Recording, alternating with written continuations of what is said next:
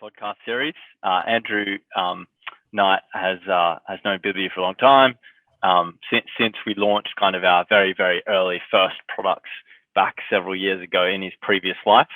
And Andrew is now the Acquisitions and Content Services Manager at Imperial College London. So I just want to kick off, Andrew, and perhaps you can tell us a little bit about your role and what it entails at Imperial. Yeah, sure. Good to see you. I suppose the easy way to sum it up is that I look after all book content, all metadata and all document delivery here at Imperial. And I suppose it has two strands really. The first one being that I oversee all of the operational work that goes on here, any kind of book content in any kind of delivery format. But I also have a slightly more strategic role that I try and figure out what's going on and package that up for senior management just to sort of give them a hint of what's afoot in the sector. Because as you and some other people watching this will know, I have a few fingers in a few pies in the sector. So I guess the idea of that is that I have some insight into the direction of the books are travelling.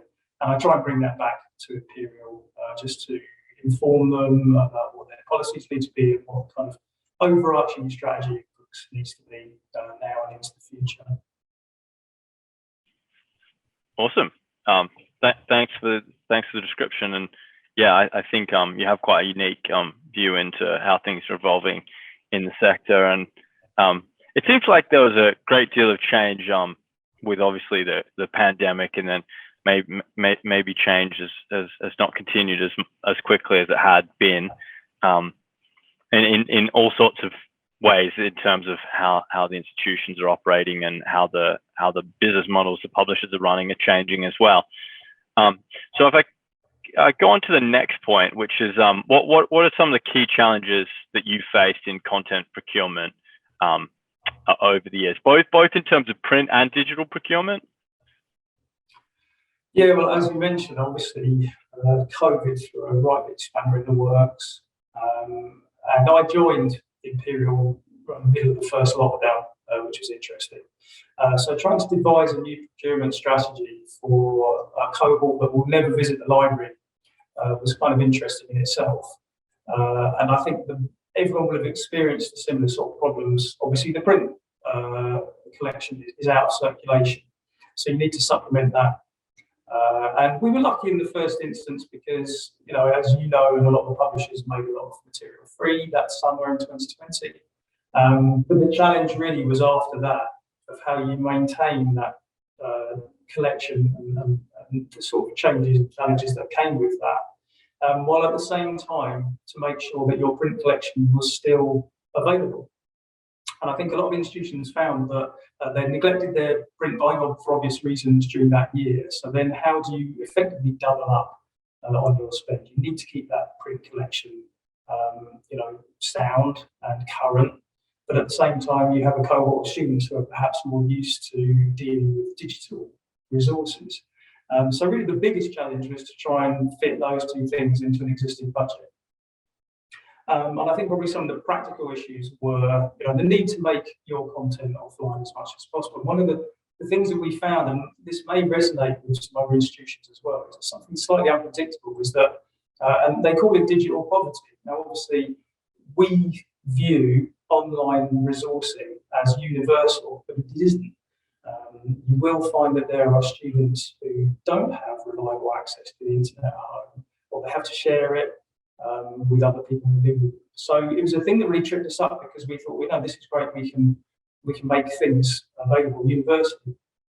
But actually it wasn't. We found that when we reopened in I think that August of 2020, a number of students were coming in not to access the print collection, but to access the online collection. So that was kind of surprising thing. Which made us again think, well, hold on a minute, we can't go all in with digital in the same way that in the old days you could go all in with print. At the same time, it was another reason why we had to double up our provision.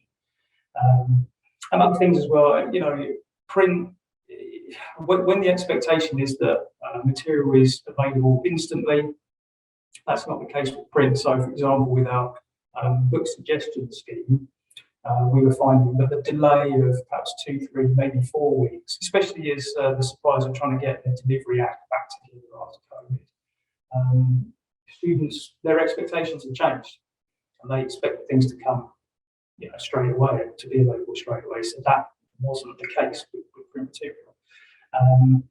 Plus, I think a lot of institutions have found this, that post-COVID, courses are no longer completely delivered person to person, face to face. And in fact, some of our courses, especially medicine, have gone online completely now. So again, it suggests the same thing, that you definitely need to have an online collection. You definitely need to have a print collection. And it's just doing the arithmetic of adding work. So we used to be able to afford a bit of both, but now we need to kind of double up on them. So it's definitely been challenging time. And I think the interesting thing about it was that what we assumed was going to happen during COVID perhaps hasn't been borne out in the last couple of years. But we are still waiting for user behaviour to either correct or not correct. We don't exactly know. We have 2 cohorts now who've never really been in the library and never learned to use the library that much. What happens next? And that's going to inform some of that purchasing, I think, in the coming year.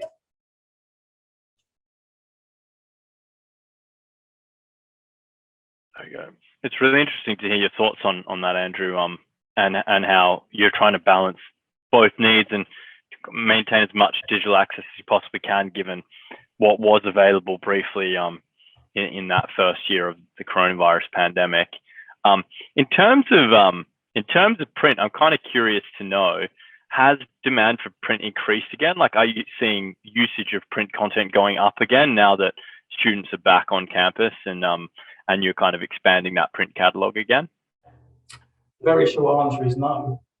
And we did a little bit of work over the last 12 months, actually, that we've seen the footfall in the library increase back to almost pre-COVID numbers. But the demand for print has not increased significantly at all. It was in decline, as I think will probably be borne out by most universities over the last, let's say, 5, 8 years. And it flatlines during COVID, and we were expecting to see a bounce back. If not to pre-COVID levels, as I was saying, when we have cohorts that whose behaviour is, we expect it to be a little bit different. But to be honest, it's hardly recovered at all. It's hardly recovered at all. And when I looked at it at Easter, it was the same as it was during the COVID years. So barring some end of the year exam related stuff, I haven't looked at this since then. But it was very surprising and interesting, talking about this kind of the next year or two and thinking about what our purchasing behaviour is going to be. That is contingent on looking at data like that. So if there is no demand for print, do we need to keep the same kind of ratios and the same formulae as we had perhaps 5 years ago? And I think the answer is, well, we're not going to make a decision right now, but it's looking very much like print has declined, and that may be a permanent thing. But I think I want to wait for one more cohort, if not 2, to come through to see if that behaviour does tick back up again. It's really interesting to hear, actually, because I would have assumed that you would see some sort of increase, maybe not a return to the pre-pandemic levels. So it strikes me as like there's some sort of structural change that's happened, a bit like the working from home, which has really become the norm for a lot of people now. They haven't kind of drifted back into the office in any degree, unless the institutions or the workplaces have kind of mandated that. Yeah, super interesting. And kind of thinking about that set of content, the first period of COVID when the publishers had been giving out free access to pretty much everything. Do you know what portion of what they'd provided you've been managed to keep access to, or maybe what portion of what was used actively or used significantly that you managed to keep access to?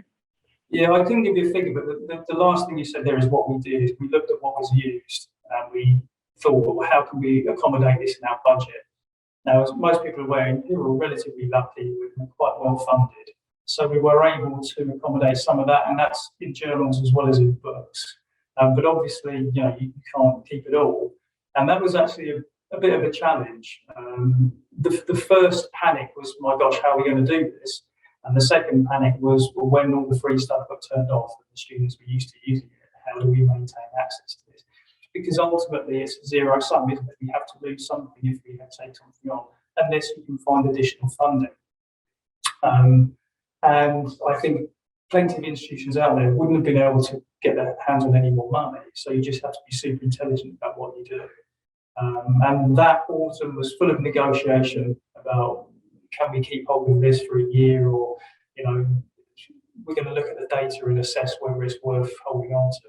And it was kind of a bit of a nightmare summer anyway, so that just added to the issues that we had. Anecdotally, I would say that where there were things that were very heavily used, we saw high usage. And bear in mind that was the summer, so that would be extraordinary to see that. We would have gone on to purchase that. I can think of a handful of things that we said, well, we obviously need these in an online format because they're popular. And perhaps, I can only think of one example here, but where we lost the print. We said, well, we won't bother with the print, we'll take on the online subscription it was at that time, and that sort of made more sense. Although it sort of contradicts what I said at the beginning of this conversation, that you kind of need to do both. So as the years have gone on, our budget has increased. We have asked for more money to accommodate that. Yeah, gotcha. And in terms of the kind of print versus digital split, how do you think that's changed? Like, I know Imperial College is always, because we've worked for Imperial College before you joined for many years now, and I gather when BibliU was just starting out and trying to help drive more textbook usage to the digital side and affordable side, I gather Imperial's always had like quite a strong digital mandate for getting as much digital access as they can. But if you had to kind of take a guess at like what the print digital split was back in, let's say, like 2019 before COVID, and then now, and then how do you kind of see that changing over time as well? Because clearly, as you've referenced several times, there's a real case for maintaining a good print catalog as well. But how do you see the split changing? I guess both in terms of catalog and maybe also in terms of budget for the two.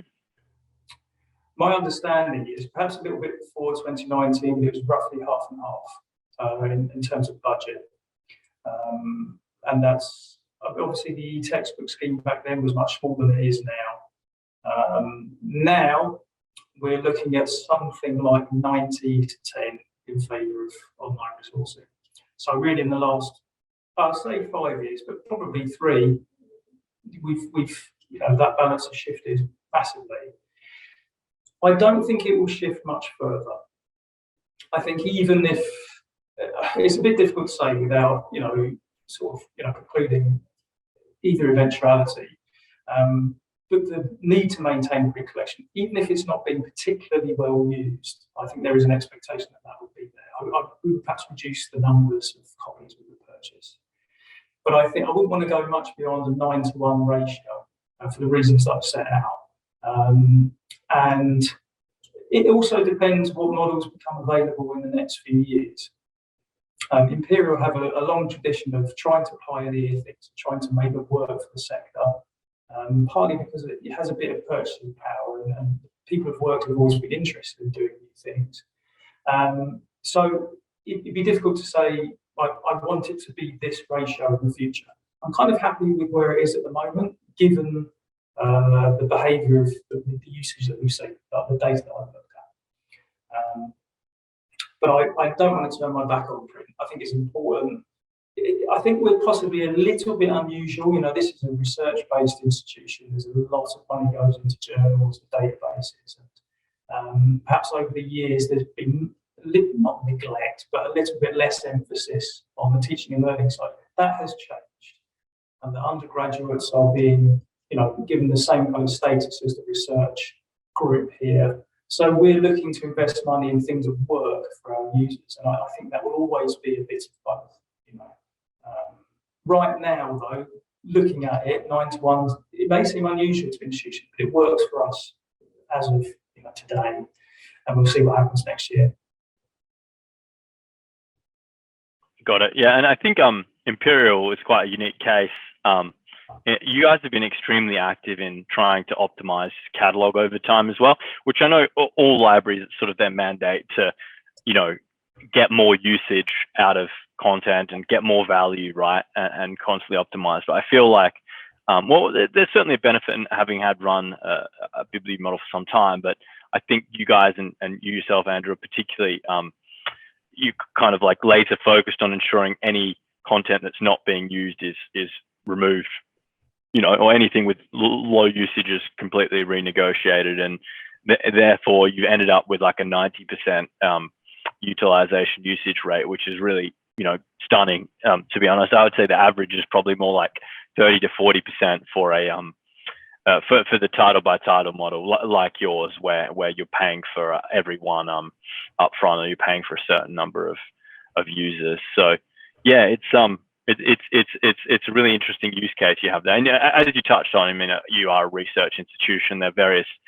unique aspects to Imperial College, but still, I think it does also say a lot about your procurement process and your focus on return on investment as well. And in terms of the selection process or adoption process of content, you just mentioned at the start before we came on that you're currently going through, reading list for the year and looking, like putting your strategy together for what you want to do. How does that kind of adoption selection process work in terms of figuring out exactly what content that the institution wants to get and prioritize? And have you had any challenges in that process? Yes, we have. I suppose to outline the process, and this really came out of COVID. We knew we wanted to expand the textbook program on the basis that, slightly contrary, I said, we felt that was the best model in terms of making sure that students had access to material, and we had access to material, then students were able to then go in and know that it would be available for them. I think during COVID, when I think people felt very isolated and it was very difficult to get hold of things, it was good to know that, where we had bought access, they would definitely be able to get hold of that title rather than a single user. It's kind of disappointing. So from a strategic point of view, that was important to us. And really it was just between us and our liaison team to go through our reading list and to pick out super core items, things that are really crucial. Some of which came back as print only. So we ran several reports to find what in our collection we weren't able in the past to get ebooks for, and to nominate them as candidates for e-textbooks. There's a little bit of kind of professional know-how. The guys who work with me have been doing it for a long time. They were able to think of titles that would be very, very good candidates. We knew that the usage should be high. And then some suggestions from the liaisons in concert with faculty to say, look, is this going to be critical for learning, especially during a period where students aren't able to access any group material? So that kind of developed the core expansion, if you like, of the scheme that we already had. And actually that's proven to be a perfectly good way of developing the collection, developing content. We've done that now 3 years in a row, and have, in the size of the collection now, I think we have 100 or more titles, which is perhaps 5 times what it was pre-COVID. And I think it's reached the point whereby we're confident the things that are in there will be used. There's an element that there's a little bit of guesswork involved, but in my experience, if it's core on the reading list and it has good engagement levels with the librarian and the whoever's running the module, then you're likely to get good usage. I think that's the key thing, is to join those dots up to say, we can suggest something, but then you have to run with it. So I suppose, in a way, you're almost looking at procurement backwards. You're starting with, what the need is, and then working back to how we procure that. And that is something that still works, so we're not looking to change that anytime soon. Yeah, that makes sense. And in terms of the process, I guess you still use Leganto, right, as your leading reading list software. That process of academics entering in their reading lists, is that process working pretty well? That you get reading lists from most academics through the system now? Well, without wanting to throw them under the bus, they could do it a little bit more promptly. But we have to work with what we have. We send via the liaison team, just sort of to help us out primarily. And the point I've always made here and elsewhere where I've worked is that it's not for the expediency of this team. It's because when students arrive in week one, we really want to have everything they need ready for them. And I think we've tried to get that message across. And we're talking about a challenge in this process. This is really one where it hits the buffer sometimes. If we don't have that information in front of us by the end of August or whatever it is, it's going to be very difficult to turn that around in time. And talking about the textbook package, these are expensive things, and we're saying they're critical. And if they're not ready, then that's very disappointing from our point of view. But it's also the students aren't getting the experience that they need. So I'd say one challenge is the timing of this. Anyone watching this or anyone who's worked in libraries will know that that is a challenge to get academics in the same time frame as us. But we plug away every year. And actually, I don't have the data in front of me, I should have really, but it's getting better. We've basically moved about a month hence. Whereas, when we worked out the average, let's say before we were waiting in September and October, it's now kind of August and September. So we managed to move that deadline a little bit back, and the academics are engaging more quickly, and all the rest of it. So some progress has been made. I want it in June, but I'll settle for August right now. Yeah, I hear a lot that coordinating all of the academics is really tough. Maybe a bit like herding cats. And to credit the academics, obviously they've got a heap going on between the research and the teaching and whatever's happening in the union at the time as well. There's so much going on that it does make sense for that to be tricky. And do you have like a what happens, right? I'm sure you say, please get your reading list in by X date so we can process it. Do you have a process for like random requests that come in throughout the term, throughout the semester? Yeah, so this is something that we tried to with BibliU a couple of years ago. It's outside of normal workflows, but that's completely fine. I think the first thing I'd say is if we get a request for a term one item beyond perhaps the end of October, mid-November, we would say it's now no longer worth it, because that's just throwing good money after bad. But we do pick up bits and bobs throughout the year, probably a dozen or 15 items we had after the deadline, some for term two, but some just sort of come in, something's just been published or an academic has come across something. And yeah, it doesn't form part of the sort of big renewal that we do in the summer. So we set up a sort of three-tiered process. The things we knew we were going to renew, new items that we knew were going to come in on reading list, and then anything else after that. And it worked pretty well. We have to set the expectations that those things are not going to be available instantly. So to give us as much notice as possible, ready for you guys to kind of get things moving behind the scenes.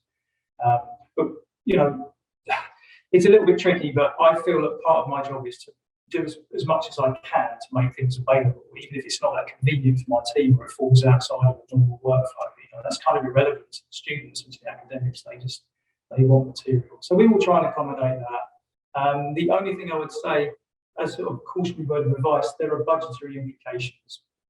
Because if you have a set budget, this is what we expect to spend with these textbooks in year one. How do you accommodate anything extra that's going to be unknown? It could be big cohorts, expensive books.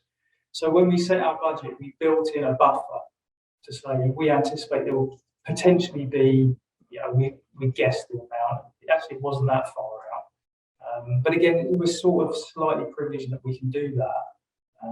I think if you'd set your budget and spent it in September, which would be completely normal, it would be much less straightforward to do that throughout the year. And I think you'd probably have to say there would need to be a strict deadline. There's no way we could introduce strict deadlines at Imperial College. The academics would not be happy with that, and we have to respect that. As you say, they're super busy, and there's all sorts of interesting things coming online all the time in the fields of research that they do and things that they teach. So we have to be more responsive. So therefore, leaving a little bit of money aside, with the expectation that new things will happen during the year, I think is a sensible approach. Yeah, that makes sense. And I guess, as you say, yeah, Imperial's in a bit of a unique position, and in some institutions it's tricky to chop and change anything. But even in your case, like, you have the fixed budget to work with, and yeah. In terms of the transition to digital that's kind of happened the last few years, it's kind of 90-10, like you were saying before. At the moment, maybe it was closer to 50-50 not too many years ago, and then obviously back in maybe the early 2000s was 90% print, particularly for textbooks. Have you seen any change in the NSS student success metrics, student satisfaction by the transition to digital, whether positive or negative? There's been no change, which is interesting in itself, which we're kind of happy about. I think during COVID, most institutions, completely understandably, saw a little bit of a decline in student satisfaction. I think nationally there was a bit of commentary about paying full fees and not getting the face-to-face experience. In terms of our little question in the resourcing area, we maintained our score during COVID, and it's gone up a little bit since then. So I wouldn't necessarily jump to the conclusion that it's because we've been able to, facilitate so much digital purchasing, but it certainly hasn't hurt. I think where we've been able to do our best to do both, that's probably why we've seen our scores maintain the numbers that they were. I think what we don't do at Imperial is to do sort of modular evaluation, which would be much more interesting to get to see where the subjects or the modules that are taught that have the textbook, are they seeing greater satisfaction? I would like to see that in more granular detail. We also don't do any particular work on tying the number of resources we have with attainment, which I know that some institutions have tried to, at least find a correlation, if not causation. But I think the thing that is encouraging for us is that we've done what we think is sensible, and it hasn't had a negative impact. They've shored up, which is really lovely to see, despite all the kind of the slings and arrows that have been going on over the last 2 or 3 years. So I think probably the message behind that is carry on what you're doing. We're quite happy with it. I think last year we had the top NSS score in that question, so we can't argue with that really. I think this is why I'm saying to make any changes now, despite whatever the data says, we would probably be loath to do that, just because it seems to be that what we're doing is okay. It's really interesting that the numbers haven't really moved. Definitely strikes me as like it's a bit of a new normal situation where, before people were relatively accepting of the status quo. They quite like print, they quite like digital, but now they're relatively accepting of the status quo, a lot of digital. So interesting.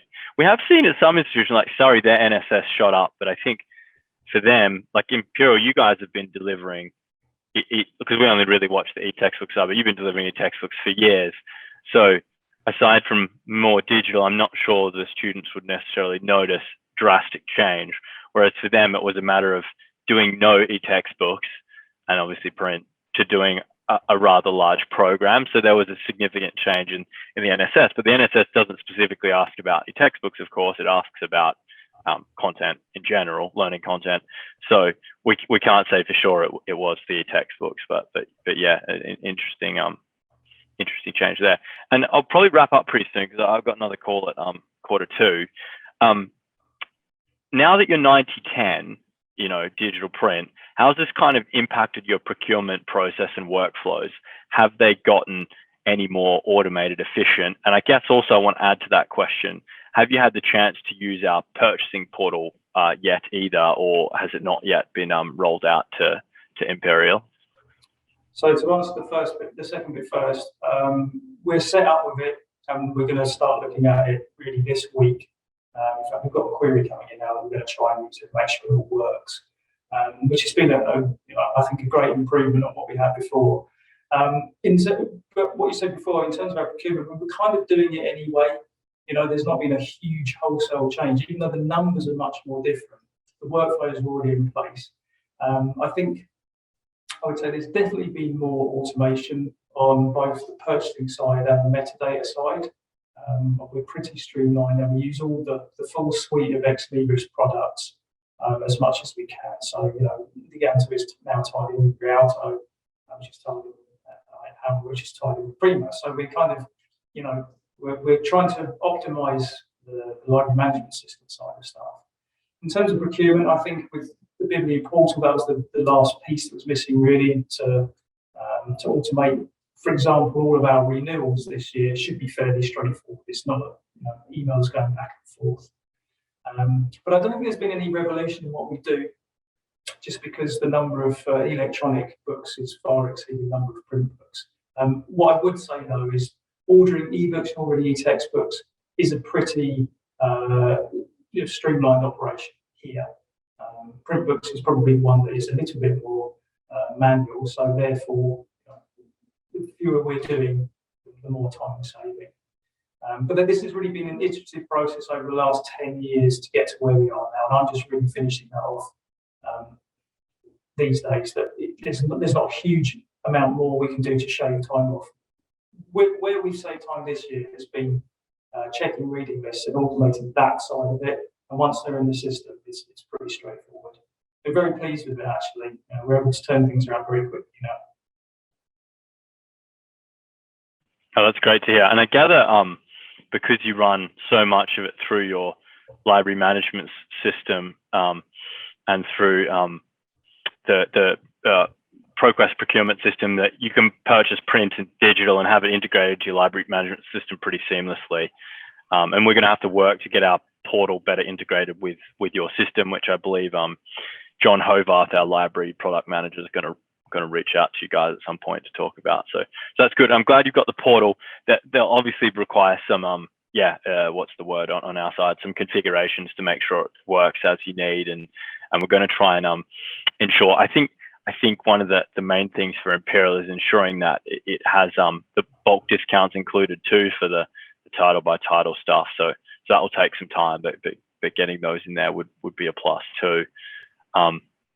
Yeah, awesome. Well, any kind of last thoughts, Andrew, before we wrap up? No, not especially. Only that, as I said at the very beginning, part of my job is to look further down the line to see what's happening in 3 or 5 years.